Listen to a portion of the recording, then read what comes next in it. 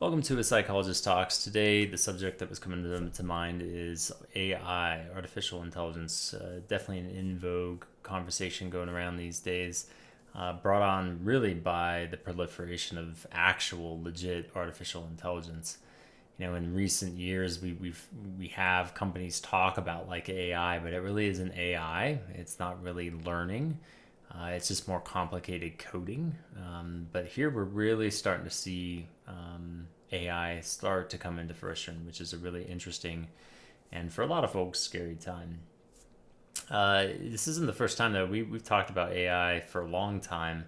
It's just a more pressing reality. But for us on the therapy side, the typical conversation was what you probably have heard in other milieus is like, are we going to be replaced by AI? So when you talk about like mental health and the provision of mental health care, and that's done through human beings, could or should AI have a place in that? Now, we could talk kind of the big macro level stuff of like beyond mental health, but I really want to focus on, because there's lots of people having those conversations, but I really want to focus on is like truly application in our field for better or worse. So I will target though the bigger ticket one. That's us being replaced. And if you were to ask me to say in brief, like yes, no, will we be replaced by AI? I will unequivocally say no, we will not. The question though is, will parts and aspects of our job be replaced by AI? To which I would say yes. So here's kind of the interesting. It's just me speculating. One of the obvious applications has already been getting instituted, but less so with AI and more just with technology in general, is this idea of manualized treatments, or basically care that is kind of methodical in nature. Evidence-based care is often what we end up hearing about, and it is often manualized. So there's certain steps, and this is the type of stuff that AI really does well because it doesn't require too much depth. Now, some providers might just like scoff at me in this moment and tell me to f off. Because there is nuance. I mean, our brains are really great at linking kind of emotion with logical content. But that's like deeper level, like process work embedded underneath evidence based care. On the surface, evidence based care is boom, boom, boom, boom, boom, boom, boom, right? And there's an art to it, yes, but on the surface level, it is generally transactional in nature. And AI can very easily augment this. So applications before AI had been talking through like manualized care based on a certain response set. This is what the program might say to you, and kind of pivot. Think of it as like a really complicated call center methodology.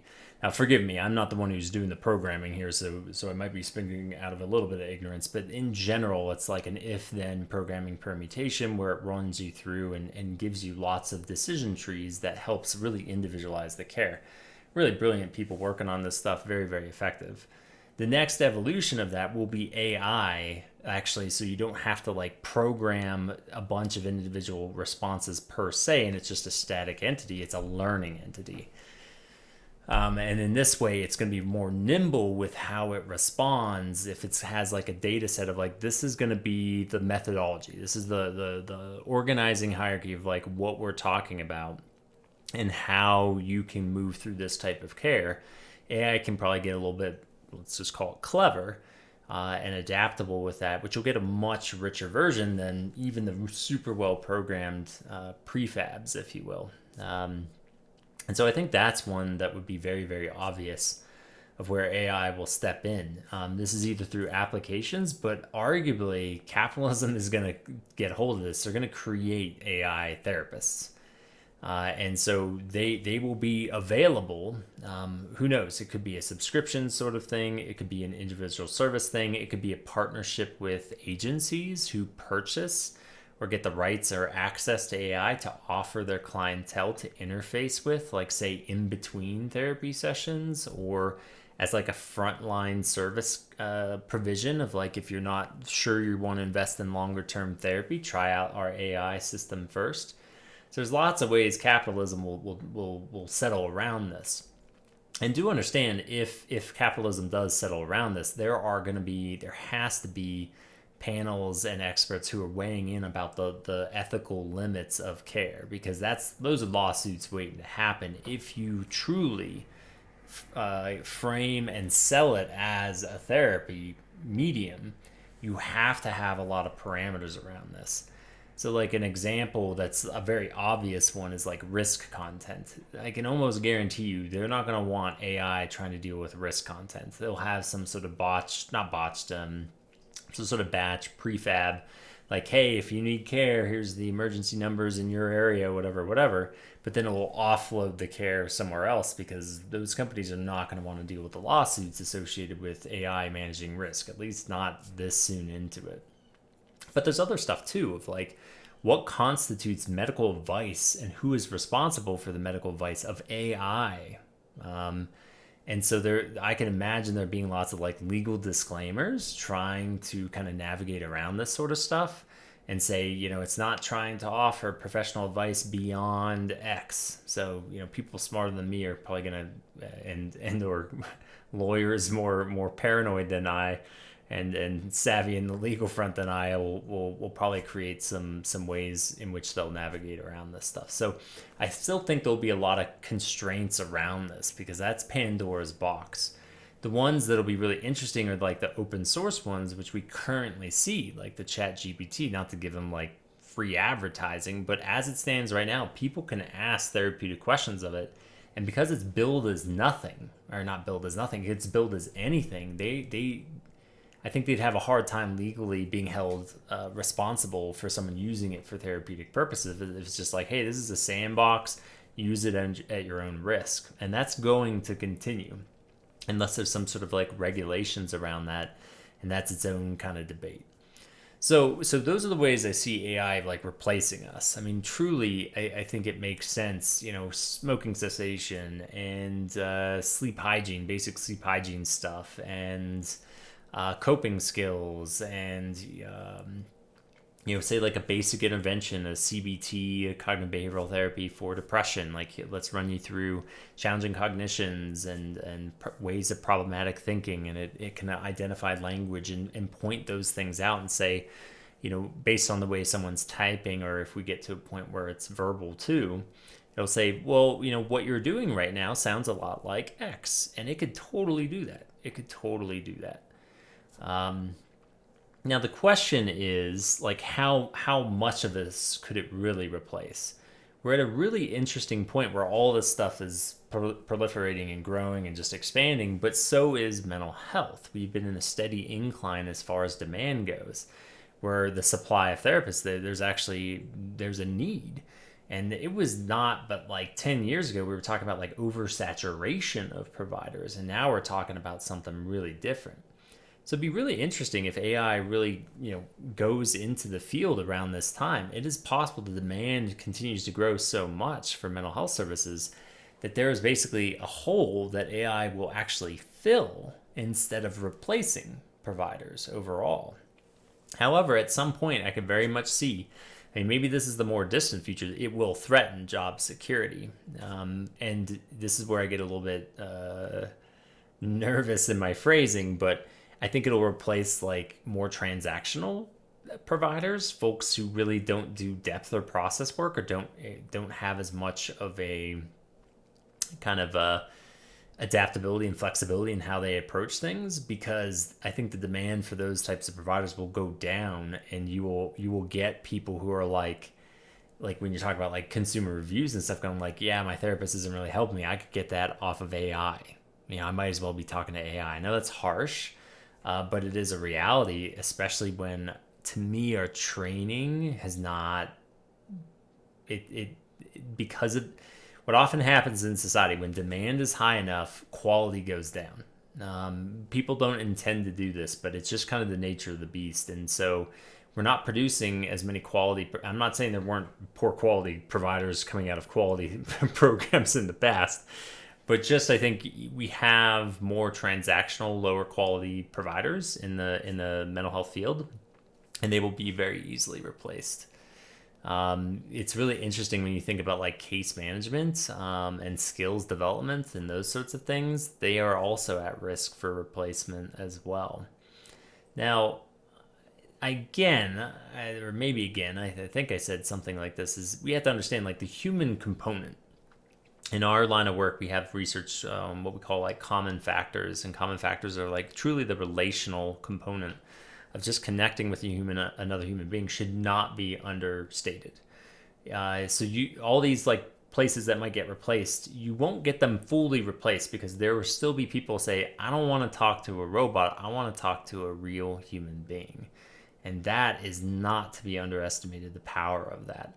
Even if we get to a point where there's people who are like, well, I like talking to AI and computers, it's so much easier and it's just so much less emotion and we don't have as many misunderstandings. If we do, there's no hurt feelings in the process, blah, blah, blah, blah, blah, right?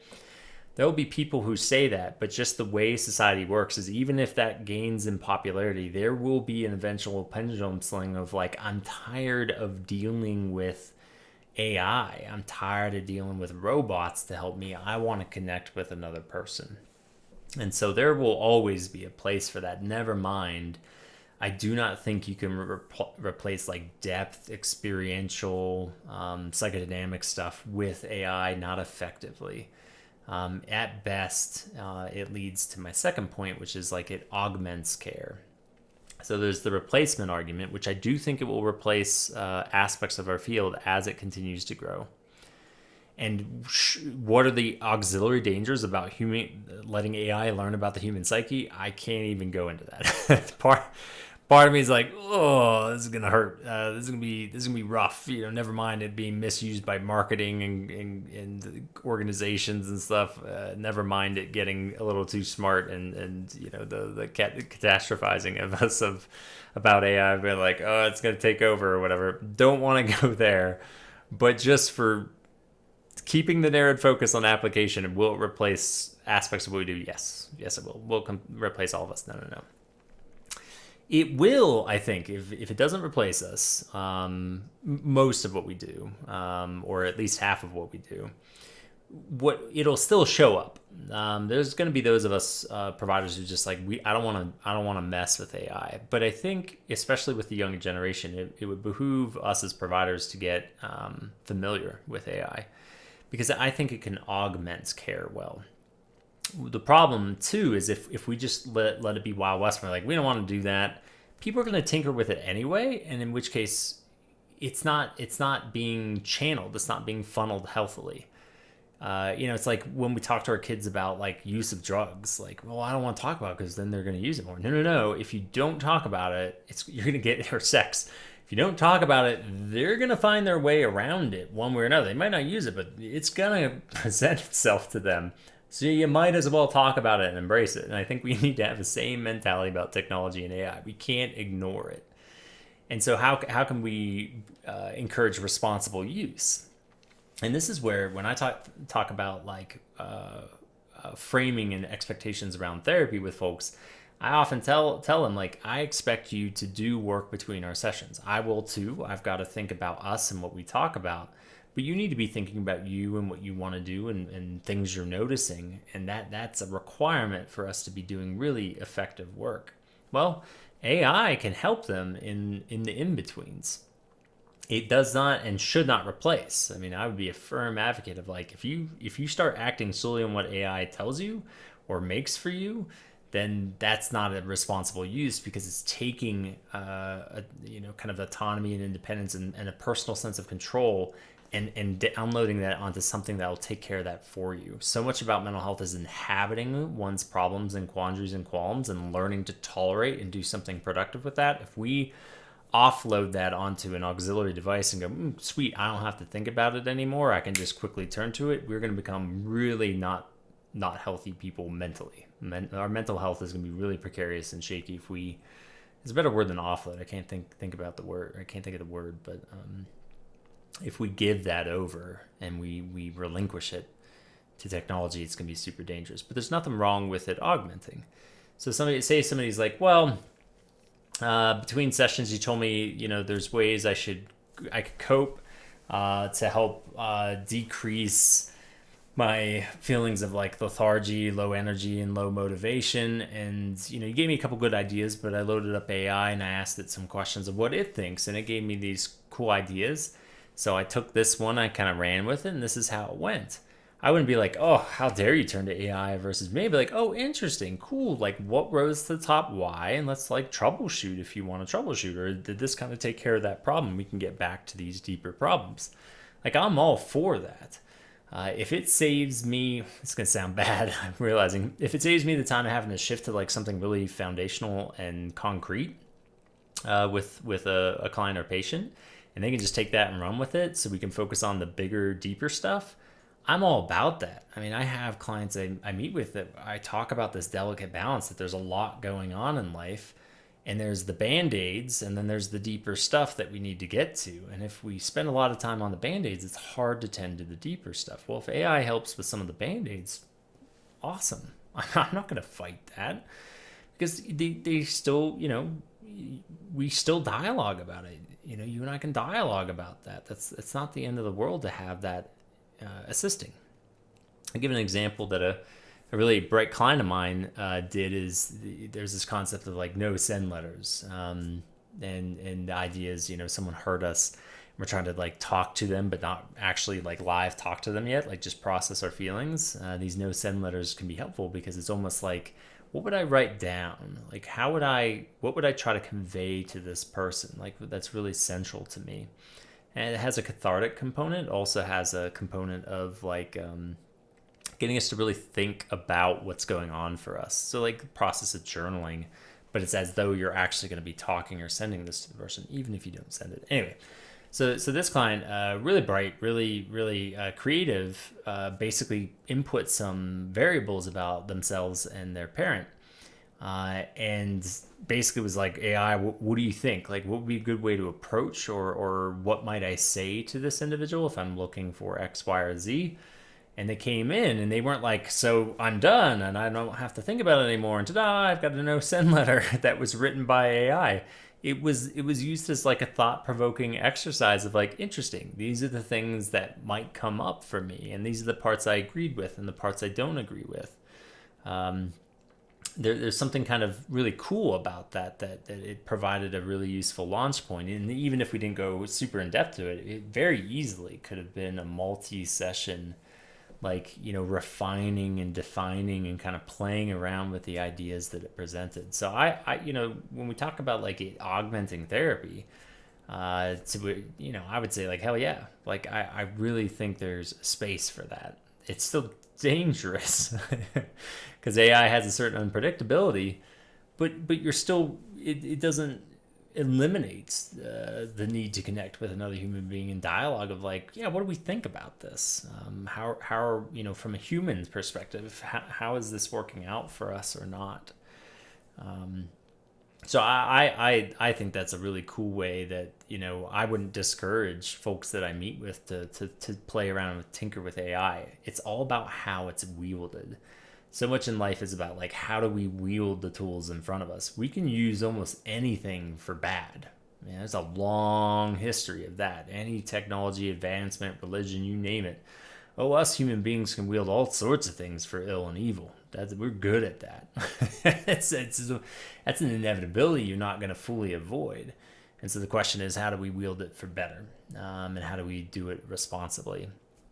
So those are some initial thoughts. They're not 100% comprehensive, but I think it's a reasonable start point, both from like, will we be fundamentally replaced, and how can it augment and help and assist and propel therapeutic processes forward?